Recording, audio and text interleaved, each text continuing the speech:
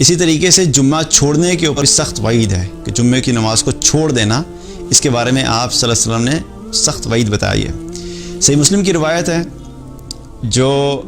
ابو ہریرہ اور ابن عمر رضی اللہ عنہم سے روایت ہے، اور وہ کہتے ہیں کہ ہم نے نبی صلی اللہ علیہ وسلم کو منبر پر یہ فرماتے ہوئے سنا کہ لوگ جمعہ چھوڑنے سے باز آ جائیں ورنہ اللہ تعالیٰ ان کے دلوں پر مہر لگا دے گا اور پھر ان کو غافلوں میں شامل کر دے گا۔ تو جمعہ چھوڑنا یہ بڑی خطرناک بات ہے، اور اس سے کیا پتہ لگتا ہے کہ جمعہ چھوڑنا انسان کے لیے اس حد تک خطرناک ہے کہ انسان کے دل پہ مہر لگ سکتی ہے۔ اور مہر لگنے کا کیا مطلب ہے کہ جب اللہ تعالیٰ کسی انسان کے دل پہ مہر لگا دیتا ہے تو اس کا مطلب کیا ہے کہ اب اس کے دل میں کوئی خیر نہیں جا سکتی، اب اس کو ہدایت نہیں مل سکتی۔ اس کو جو ٹائم دیا تھا اللہ تعالیٰ نے اور جو موقع دیے تھے، جو چانسز دیے تھے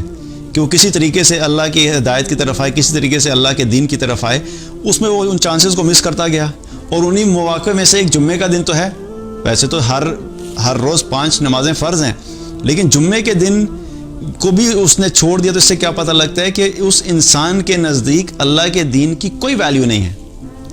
کہ جس کے نزدیک جمعے کی کوئی اہمیت نہیں ہے تو وہ باقی اعمال میں کیا اہمیت ہوگی اس کی۔ جو جمعے کی نماز کو اہمیت نہیں دیتا وہ باقی دنوں کی نماز کو بھی اہمیت نہیں دے گا، اور جو باقی دنوں کی نماز کو اہمیت نہیں دے گا اور نمازوں کو چھوڑتا چلا جائے گا تو کیا ہوگا؟ آہستہ آہستہ اس کا دل اللہ سے دور ہوتا چلا جائے گا۔ اور نماز چونکہ اللہ کی یاد دلاتی ہے،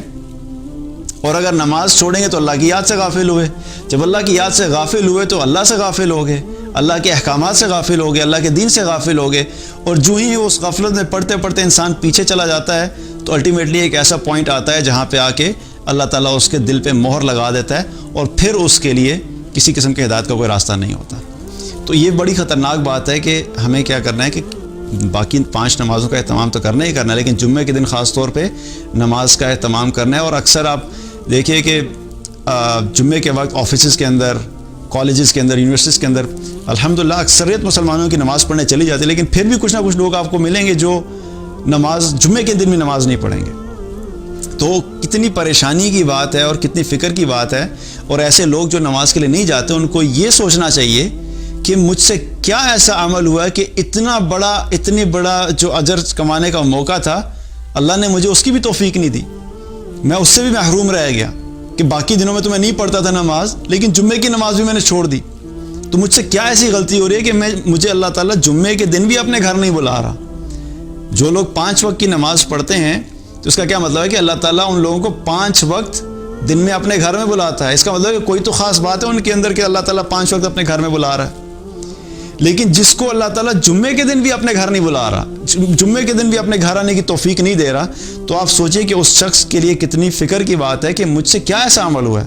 کہ میں ہفتے میں 1 دن بھی اللہ کے گھر نہیں جا پا رہا۔ تو یہ کیا ہے کہ اس چیز سے توبہ کرنی چاہیے۔ جو بھی لوگ